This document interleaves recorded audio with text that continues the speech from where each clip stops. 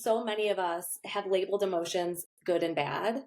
And when Yes. we do that, we are running from the bad emotions and trying so hard to only stay in the good emotions, watching it float like a cloud, acknowledging the emotion instead of getting so wrapped up in like, I'm a sad person. That's not bad. Yeah. That's not good. That just is what. It's not your identity. Welcome to the Forward Think Tank podcast, a place of hope, inspiration, and education around holistic health and healing. I'm your host, Jamie Mazza, a holistic health coach, mental health advocate, and dancer. Join me as I share out-of-the-box conversations with integrative doctors, healers, and exceptional forward-thinking individuals thriving on the other side of their health challenges, as well as stories from my own personal healing journey. Thank you for tuning in. I'm so happy you're here. Welcome back, friends. This week on the Forward Think Tank, for the very first time, I do a 2-on-1 interview with two incredible women, Andrea Rockefeller and Casandra Musemeci, the co-founders of Peace Project Mental Health Counseling, located in my hometown of Rochester, New York. These two ladies are licensed mental health counselors and co-founders of a private practice where they work with millennial women navigating the anxiety of being millennials in 2025. Ain't that something? They also are the creators of Your Human Therapist, a platform dedicated to empowering fellow therapists to embrace their humanness and prioritize self-care through their free community, exclusive book club, and therapist-curated wellness space.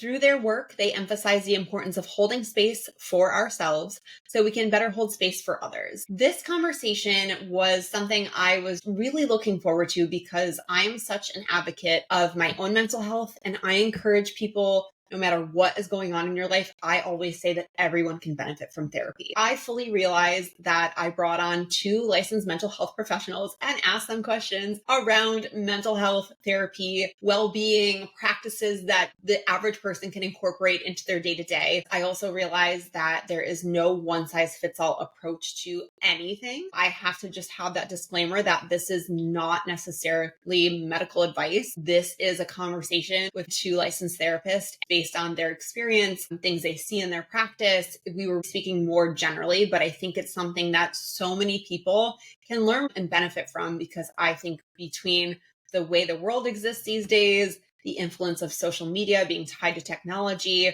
the constant state of gratification that we're all working in, hustle culture, these are all topics that come up in conversation. You know, we talk about anxiety, being people pleasers. We talk about overwhelm, managing our frustrations, our emotions, how to tap in and heal our nervous system. I encouraged these two to offer tangible tips and takeaways, knowing a lot of these questions are fully loaded and definitely differ on a case-by-case basis. Andrea has been a friend of mine, somebody I grew up dancing with since we were, 10, 11 years old. So to be able to reconnect in this way in our adulthood, and bring her onto the podcast as a practitioner, as a professional, and have a conversation so honest and a topic that I think is just important was really special for me. And her business partner, Cassandra, is just a lovely human, just so well articulated. It was a lot of fun, but also a topic that can hold a lot of weight in our lives. No matter what you're going through, there were a lot of good reminders in this episode. One, that you're not alone in feeling the way you're feeling. We talked about boundaries and the importance of setting them, and also how that can feel while doing that. There was a lot of redefining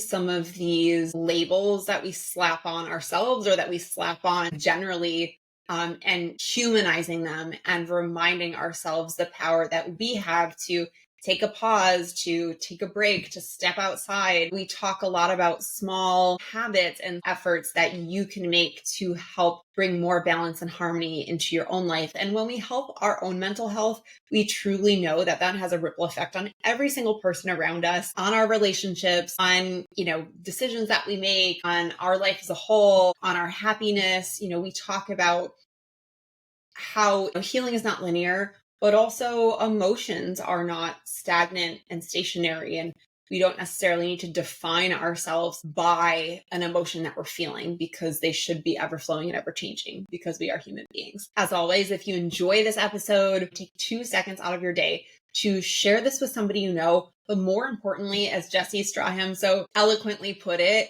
share it with purpose. Send it to somebody who may need the reminder, somebody who maybe is struggling with their own mental health, and say, hey, this episode is awesome because, or I learned this, or this was the topic and I think this really resonates with something you're going through. The power of sharing, I realize, is in my listeners' hands. There's nothing I want more than for all of these episodes to reach as many people as possible, because I'm here on a mission to help spread education, to help spread inspiration, ideas of hope, and wisdom. It means the world to me. I truly mean that with every ounce of my being. So please welcome Casandra and Andrea to the Forward Think Tank. Enjoy this episode. Thank you, ladies, so much for your time and for doing this. It was my pleasure to have you on here. Hello, everyone. Welcome back to the Forward Think Tank. This week, I am joined for the first time by two people, which is really fun for me. A childhood friend that I grew up with, Andrea, and her partner, Casandra. They are two licensed mental health professionals located in my hometown of Rochester, New York, and they are the founders of Peace Project Life, which is a mental health counseling therapy practice. I am so thrilled to have you ladies here. Welcome to the podcast. We're talking all things mental health, something I feel like we all desperately need in this world. So ladies, thank you for being here and doing this with me. Thank you so much for having us, and it's so good to see you. Always good to see you too. Thank you for having us. I feel like I already know you, Jamie, just through Andrea and social media. I feel like this isn't our first time meeting, but it is. I completely agree. It's so great to have you two here. I know how valuable therapy for me has been through my healing journey. And of course, this is your specialty, what you do for a living. For people who aren't familiar with the two of you and your practice, tell me a little bit about your backgrounds and what inspired you to become therapists and go into practice together. This is where I go, take it away, Cassandra, and she starts, and then I fill in some gaps. Yeah.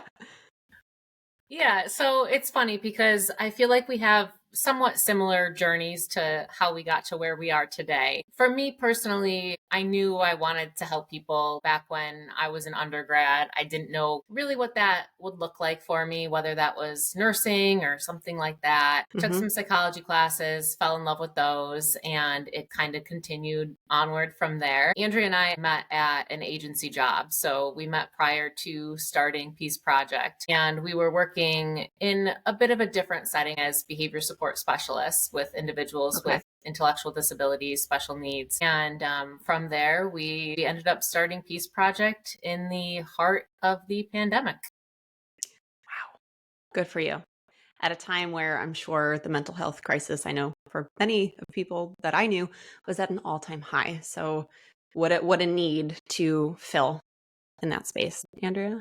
I feel like the timing of it actually really helped shape our practice because, like Cassandra said, prior to that, we were working with individuals with developmental disabilities, intellectual disabilities, and specifically a lot of autism spectrum disorder. So it's what we knew, the population we thrived in. We took all of the trainings, we learned all the things, thought that we'd always work in that population. And then when we started our business, we started there, which was a little challenging being telehealth because that's a challenging population to focus on a computer screen. But given that, we started getting these calls for younger teens that were really struggling with being pulled out of school in the middle of their junior year or whatever it was. And we both loved it. We were like, this is what we want to be doing. This is amazing. This population and relating to, because I think we both still thought we were also 16, like relating to kids, it was just, I don't know. It's just, we really found our passion in that. So it was cool.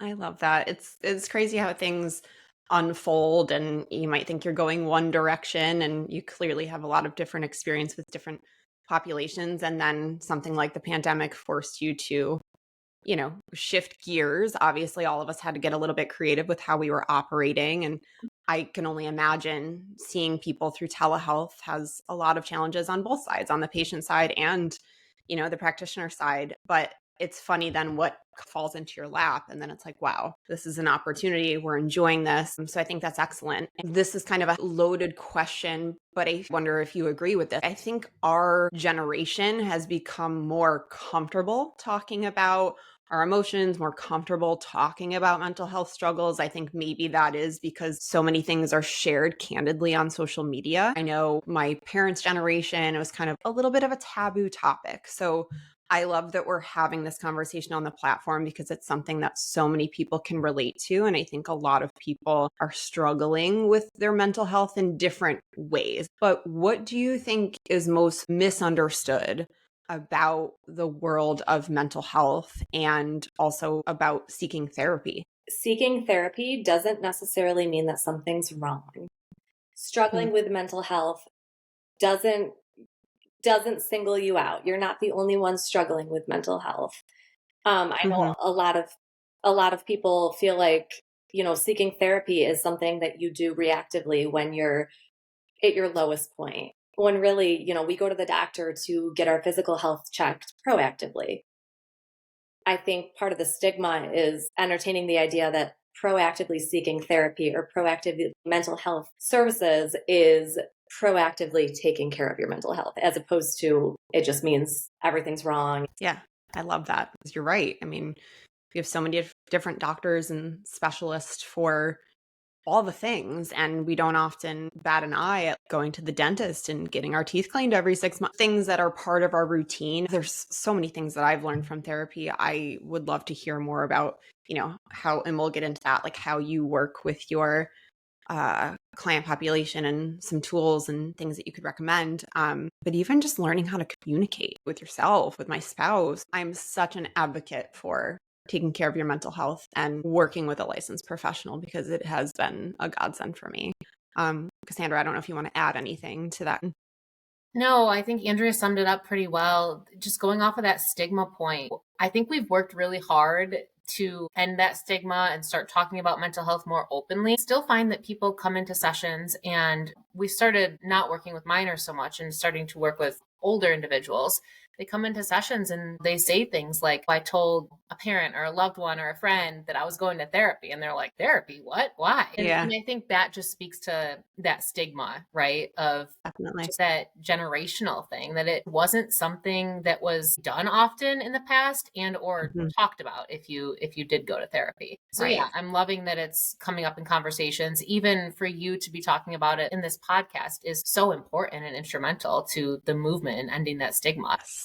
Yes. Well, thank you. And I'm glad to have the two of you here to be open to talking about it. I was hoping to get my own therapist on, and she had her hesitations. And I'm like, no, we can keep it really general. Like, we don't have to deep dive or like share anything you don't want to. And um, I think it's a topic that so many people can gain value from because often we learn from hearing about others' experiences. So the fact that we can share openly on this platform is something that's really special to me. And that being said, it seems like you do tend to work with a lot of millennial women, correct me if I'm wrong, who are dealing with anxiety. And whether it's my own curated social media feed or just the way of the world, because information is so hyper accessible and there's a lot happening between social media exposure and the news and all the things going on, it does feel like anxiety is at an all-time high. So I'm curious to hear what the two of you feel just based on your practice and your own experience. What do you feel like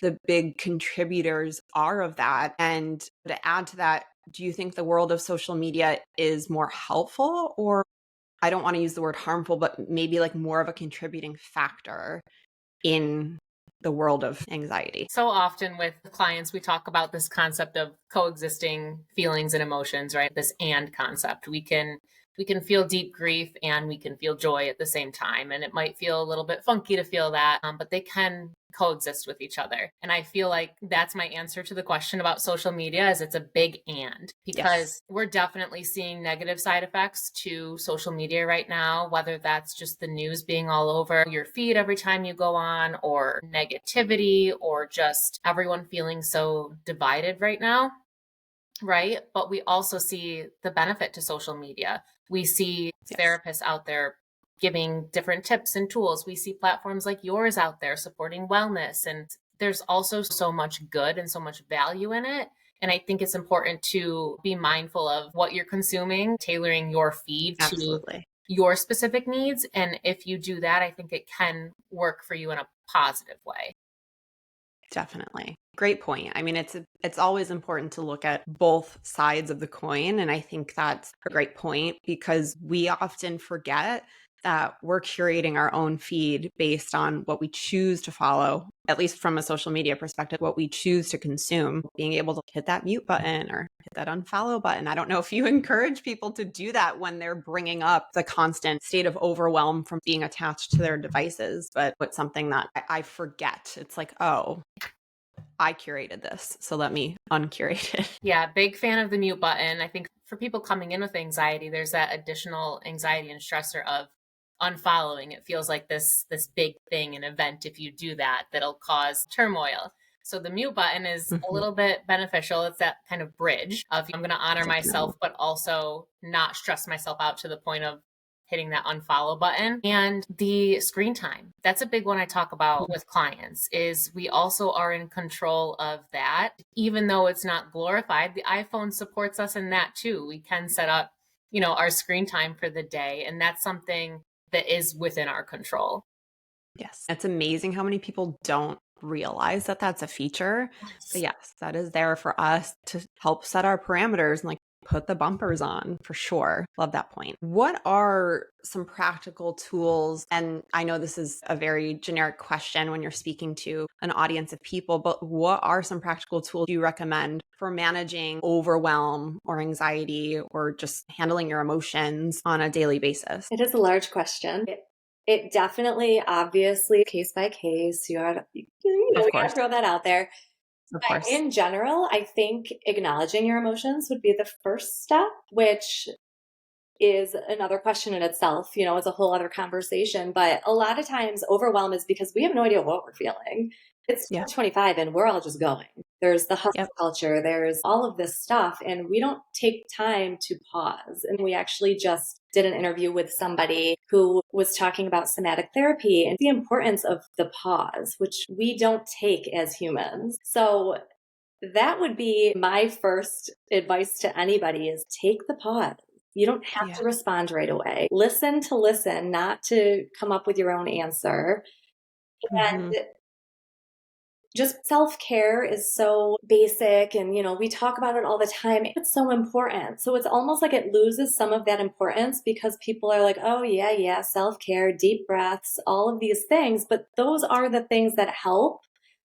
So Yeah. like really placing an emphasis on what that looks like from person to person. And we always joke about self-care is not a bubble bath with a candle, which yes, Right. it absolutely Sometimes it is. I would love to do that. Like that would sounds amazing. But self-care also can be in the 10 minutes you have between clients or between sessions, putting your feet on the ground and taking a deep breath. And coming back to that pause and those calming tools that we roll our eyes at this point, those are the things that are really going to help us come back down and not feel so flighty and overwhelmed. We need time for ourselves. Yeah. 100%. And I know that was a loaded question and probably hard to answer because again, this conversation is not medical advice on its own. Like please always make sure that you're, working with a professional who understands your needs. But I think that is something that everybody can hear and benefit from because we're so reactive. And I think, yeah, hustle culture out here, like I live right outside of New York. Sometimes I feel like jaded because everybody feels the need to constantly have a full plate, constantly have a million things on their to-do list and side hustles. But the truth is it's everywhere. And taking that pause is important because we all have the same 24 hours in a day, right? But if we are just constantly like throwing more on our plate and pushing ourselves up, we're never going to allow ourselves to take that break and allow the relief to happen. And it's a conscious choice to break that habit. I'm sure it's hard, and that's where the two of you are the professionals helping people navigate that and taking those steps in the right direction. But I love that because a pause can be something that anybody can do. It can be 10 minutes, it can be 2 minutes, it can be 30 seconds. It's meeting yourself where you're at and figuring out where can you fit that in. And I think the more we get used to practicing that quietness, it's like, oh, yeah, so many people roll their eyes, but I bet you the people who are rolling their eyes aren't the people who are benefiting from that practice. It's like, oh, yeah, I know I should, but until we do it, we often don't realize how powerful that can be. Well, it's funny. I've had this conversation a lot in sessions lately, but what is overwhelming you?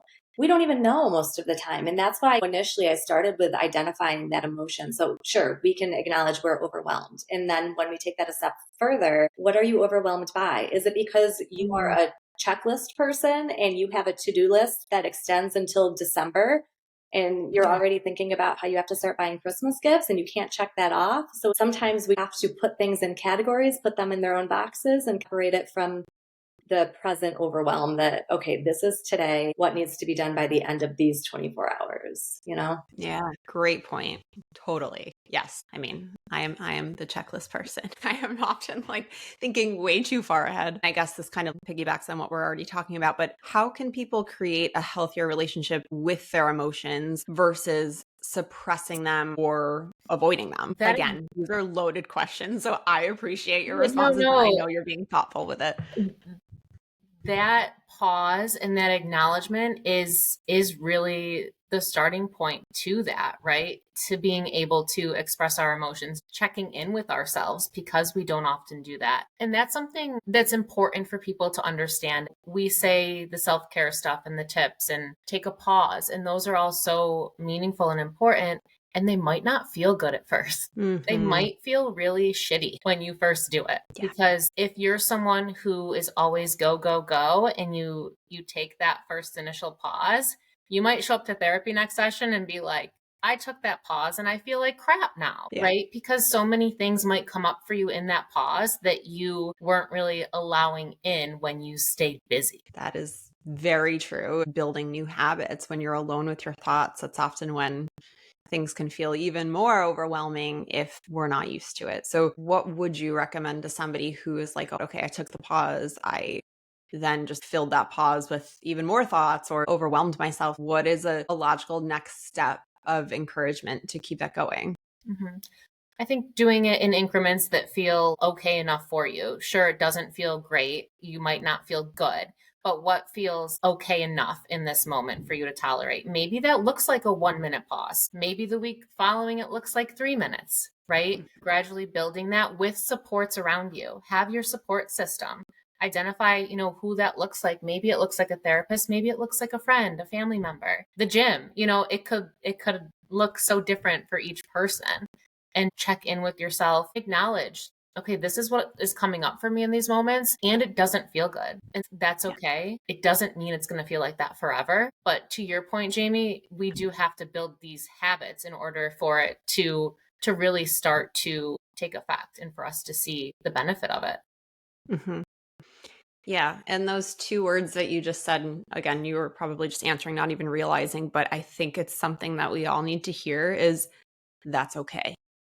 Whatever comes up, however things work out while you're trying to make these changes or seeking help or, talking to the friend, talking to the therapist, like everything is a moment in time, right? At least from my perspective, I would think that you two would agree. If you're choosing to make this change and seeking support around building a stronger relationship with your own mental health, it's not easy, but however you're feeling in the moment is okay. As somebody who has always beat myself up about making a decision or making the wrong decision or, whatever, fill in the blank choice, sometimes I needed someone to say those words. Okay, you're going to make the choice and it's going to be okay. You're going to figure it out. You're going to take the next step. I just ran away with a small increment of your response. Sometimes we just need to hear that. We need to hear that we're not alone. We need to hear that we're not doing it wrong,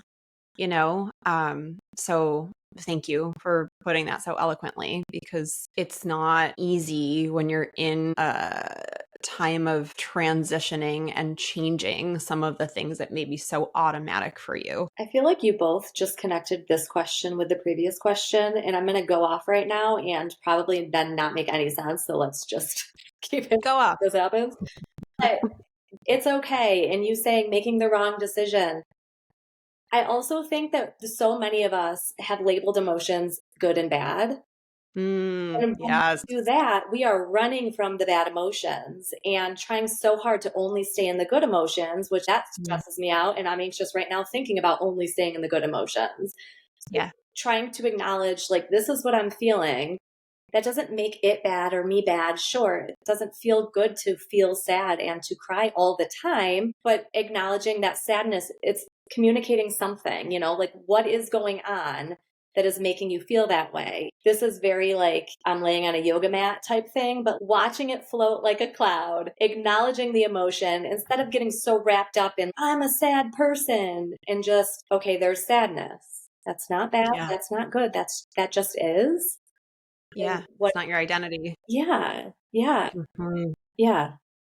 I don't know how I was connecting. Oh, and more anxiety, like trying not to be in a bad emotive. No, I think that's important because after going through everything that I went through and I'm still working through, I had my younger sister here a couple weeks ago and she has two little kids. As I know both of you have little ones at home and she's a, full-time working mother. She often feels bad. She's like, I know I like, you know, don't talk to you as much or don't come visit. Or I'm like, nothing to feel bad about. She decided to take a couple days, make it work where the kids were under control. And she came to visit me for 2 days by herself. And, she's like, do you need help? I'm like, no, let me make you lunch. I'm fine. You relax. You enjoy. You needed this. But I have been so conscious of word choice coming out of my own mouth because I was somebody, whether this is something I learned from family members or wherever, that, oh, it's killing me. And I was like, ugh, I need to be conscious of saying that. It's not killing me. Maybe it's hard or maybe it's challenging. Or the response to, how are you? When I was working full time, used to always be like,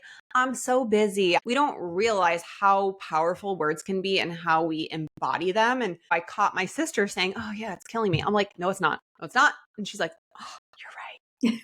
Oh my God. I'm like, well, our words can hold weight. And I don't know, Andrea, that came up for me because you're talking about not holding on to the bad emotions or the positive ones or embodying whatever we're feeling forever, carrying that into our life. I think that's really important because emotions change just how we change our underwear. Like, it's constantly ebbing and flowing because we're human beings and we're always evolving. And sometimes things out of our control happen as much as we like to stay in the positive, right? It's not always realistic, but it doesn't mean we have to stay there. So this is diverting the conversation a little bit, but I was thinking about some of the topics that people could learn from that often come up in conversation, and I would love to just get your intake on this. Boundaries are a big one, which I have no doubt that you're talking to your patients about. Boundaries are something I know I've worked on in my own life. It's like a never ending learning. And why do you think, also knowing that you work primarily with women, if I understand that correctly, I also have coached a lot of women in my practice, so I see it. I see the boundaries are sometimes harder to set for certain populations than others. So generally speaking, why do you think so many people struggle with setting boundaries? And to add to that, what is something, even a small thing, that somebody who feels like they're struggling setting boundaries can do to put a boundary into practice? This is what we do. We like You're bounce like, who's around. got the better answer?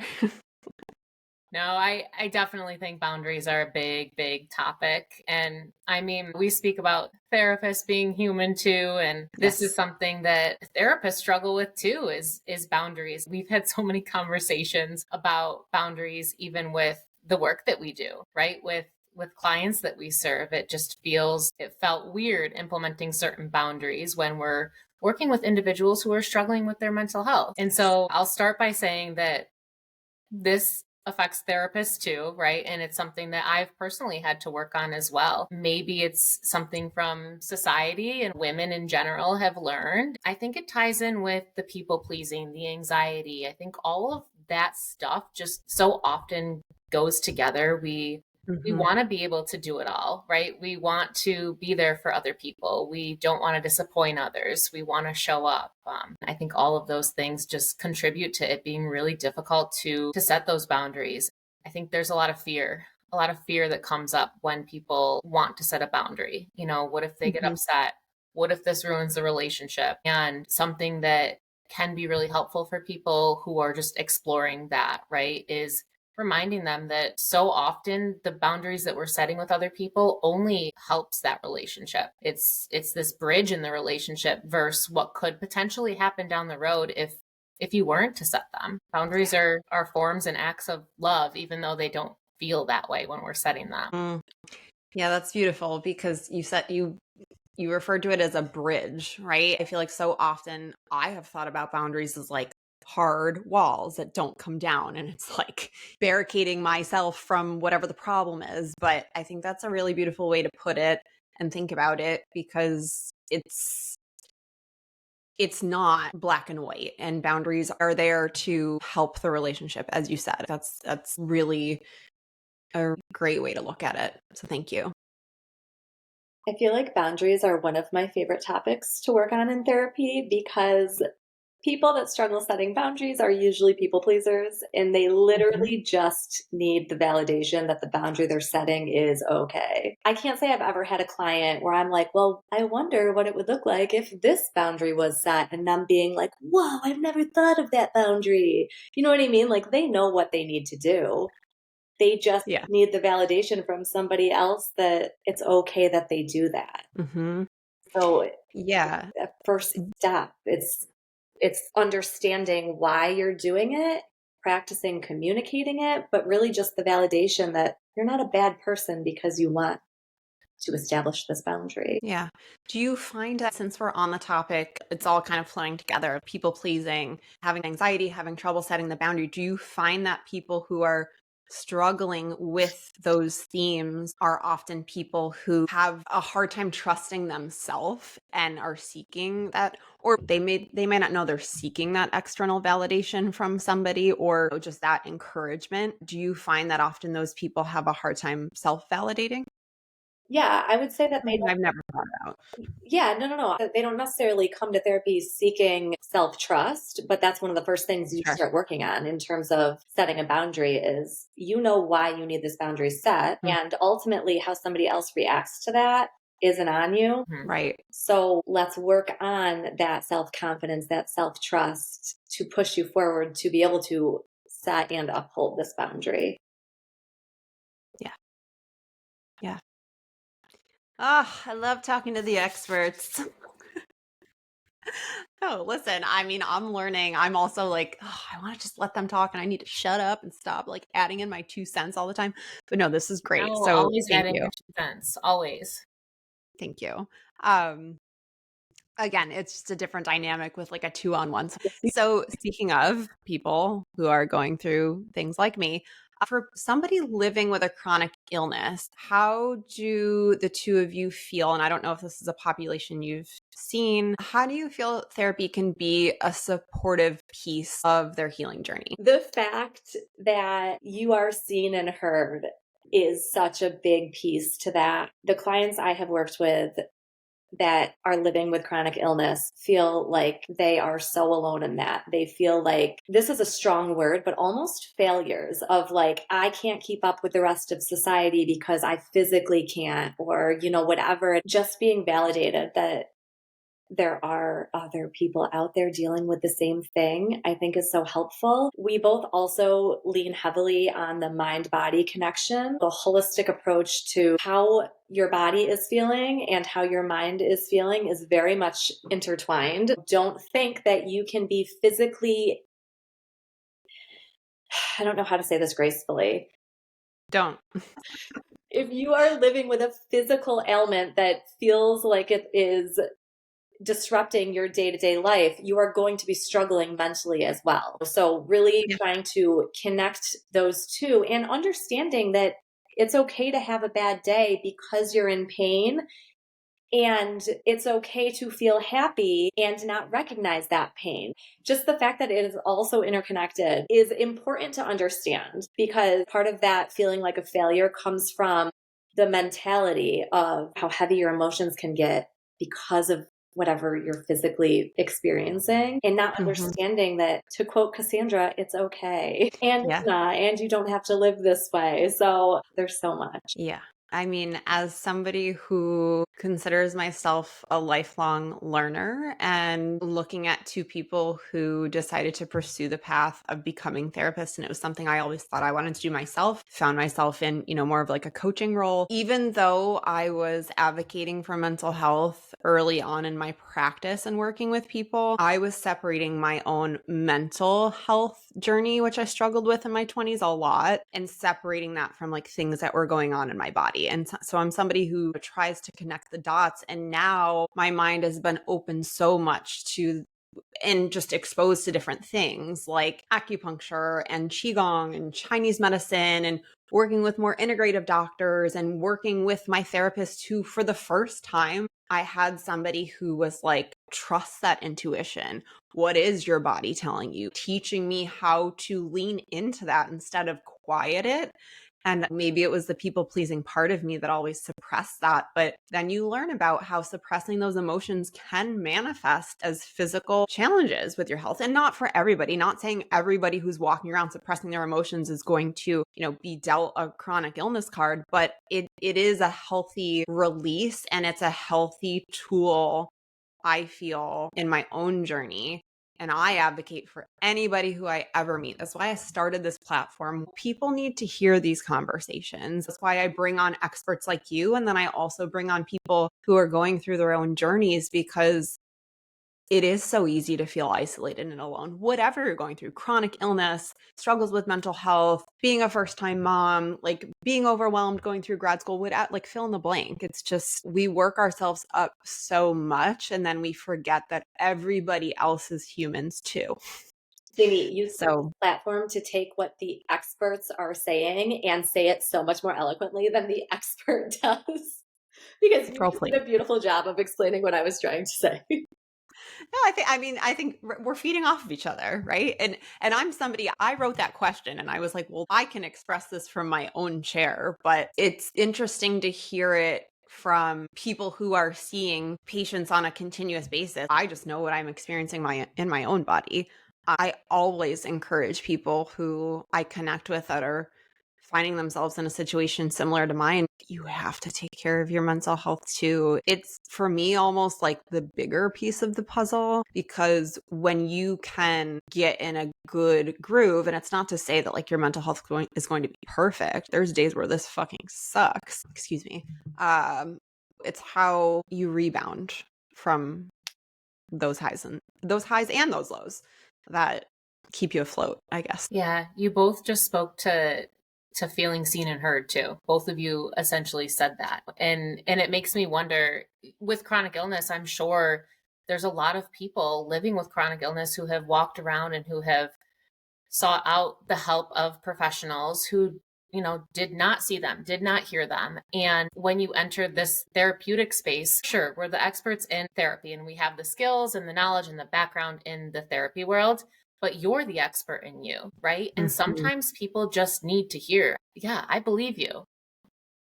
I believe what you're going through. That sounds really hard. That sucks.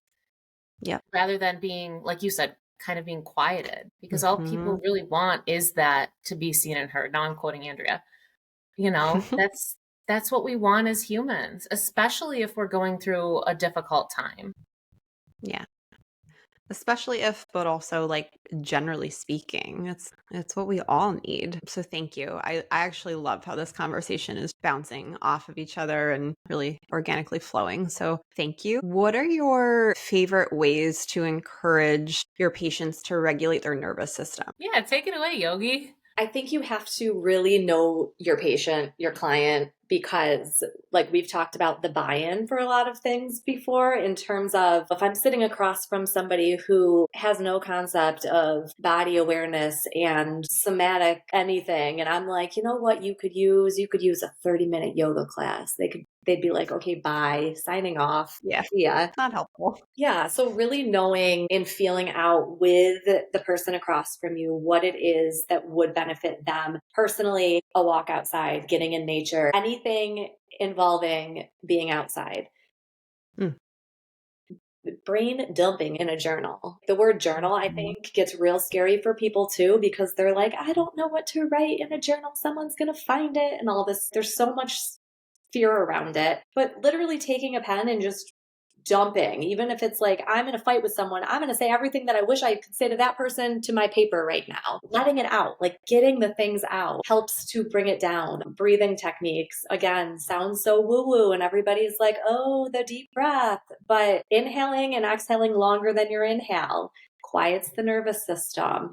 And these are things that are really helpful, I would imagine, at any job. I think in therapist brain, just because this is what I do every day, but in between sessions, sometimes all you have is 5 minutes because you went over, and just sitting there, feeling your feet on the ground and taking that deep breath literally calms your body. And that's kind of how I try to do the buy-in with some clients too, for something like breath work, is just this psychoeducation of your body literally will calm down with you taking a breath. If your body is calmer, your mind is going to be quieter. Like, it's as Yeah. simple as that. It's not a magic trick where you do deep breathing and all of a sudden you're going to be rich and famous and all your dreams come true. You take a deep breath and you're back. You're back in yourself and you can move forward. So long-winded answer, but walks outside, grounding outside, deep breathing. You want to do a yoga class? Absolutely yoga. Love all of that. And I also know from experience how powerful all of that is, even if it seems silly or woo-woo. It's all free. It's all relatively easy, right? We all have access to outside somehow. We all have access to just taking a deep breath and taking that pause. So I love all of the tangible tips that you've shared so far in this conversation because it's approachable. So thank you. What is one thing you wish more people understood about the healing process when it comes to therapy? Gosh, that's a big one too, Jamie. A lot of people come to therapy and they have this timeline in mind, or that's one of the first questions we get is like, okay, how long? How long will it take?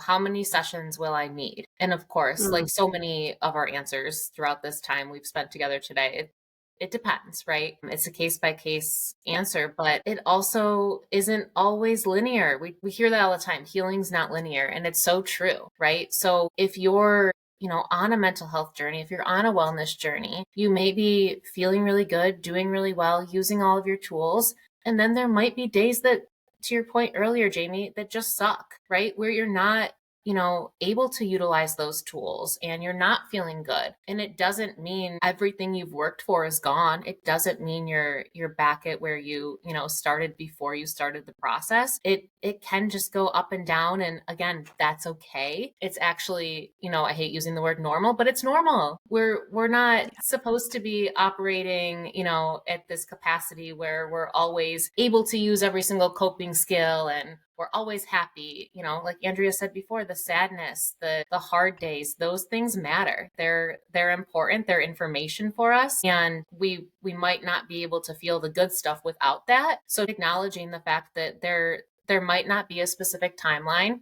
You might go off course a little bit, but that doesn't mean that you have to stay there. You can get back on track when you're ready and able to do so. Thank you for that, because I think people are so often looking for a quick fix that a lot of people come to, my coaching sessions too, or whatever it is, to say like, where's the finish line? Like, what is the finite, like where's the final episode of this all going to go? But like, I think when we worry too much about that, right, we're creating the anxiety.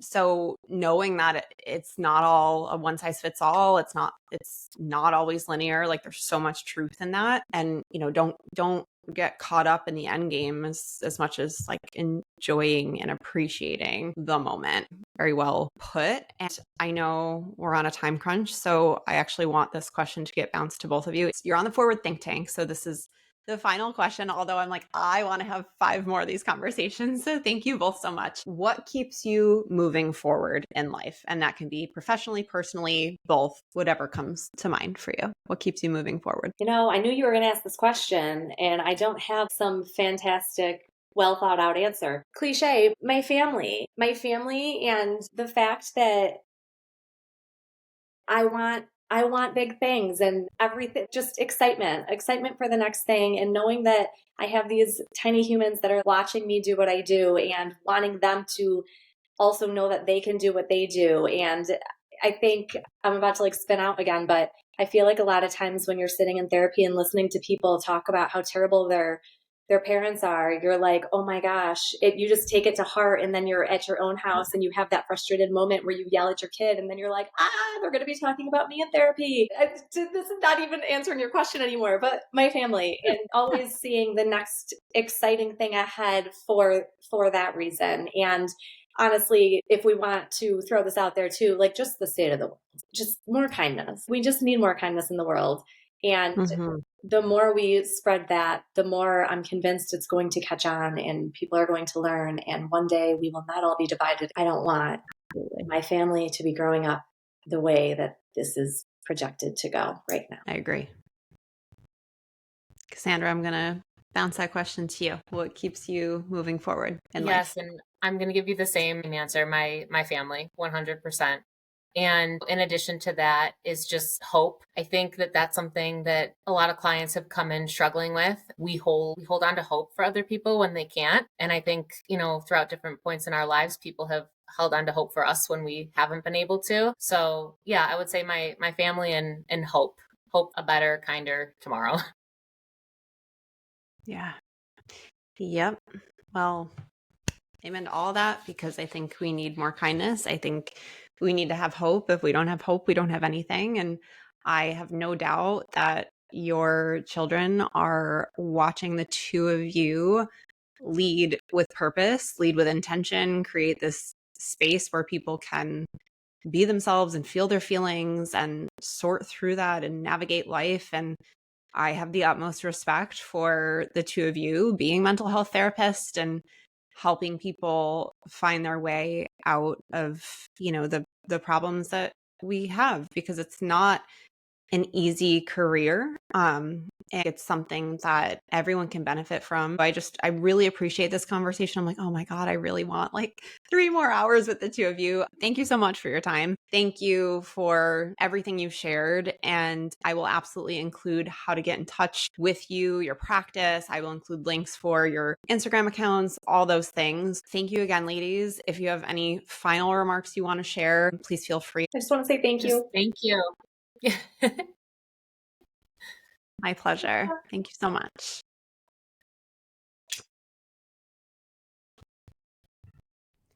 To all of my friends in the Western New York area, this message is for you. You may remember me bringing on one of my beloved integrative doctors, Dr. Leonard Kaplan, who is the founder of Overwhelm Integrative Wellness in Buffalo, New York. And he is putting on a very special event at the Overwhelm space on Thursday, October 9th from 5:30 to 8 p.m. This is in partnership with the Night Birdie Foundation. This is a special fundraiser.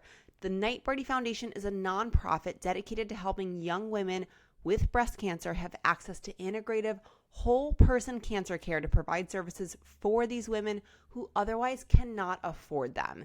These are services such as integrative oncology consultations, access to therapies like mistletoe, metabolic IVs, hyperthermia and ozone, nutritional and mind-body support, spiritual and emotional healing modalities, and so much more. I cannot tell you how impactful these treatments were when I worked with Dr. Kaplan for 6 weeks last year. It was truly incredible. I never felt better than I did in this entire year and a half plus journey that I've been on. So this is such a special way to give back to women who desperately need whole body care. And this event will again be happening Thursday, October 9th from 5:30 to 8 p.m. at Overwhelm Integrative Wellness in Buffalo, New York. So tickets are available for $35. These include live entertainment. There's going to be live music, a magic show, food tastings, raffle, and the impact of community. Sponsorship is also available in support of the event and the foundation. The Night Birdie Foundation will also be offering guests a heartfelt opportunity to nominate a friend or a loved one currently facing breast cancer to receive a special gift of hope.